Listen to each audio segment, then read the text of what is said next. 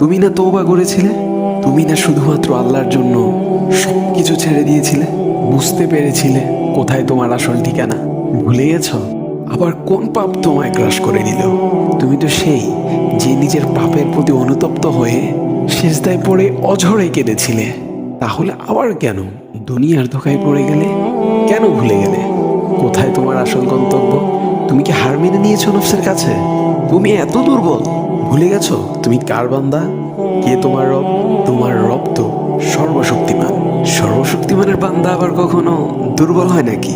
মৃত্যু পর্যন্ত লড়ে যাও তুমি। শয়তানকে দেখিয়ে দাও তোমার ইমানের পাওয়ার। শয়তানের ধোঁকায় পড়ে অনেক পাপ করে ফেলেছো, তাই নিরাশ হয়ে গেছো তুমি, তাই না? তুমি কি জানো না তোমার রব কতটা মহান? তিনি তো তোমাকে ক্ষমা করার জন্য অপেক্ষা করছেন। তাই ফিরে আসো সেই রবের দুয়ারে, যার দুয়ার কখনো বন্ধ হয় না।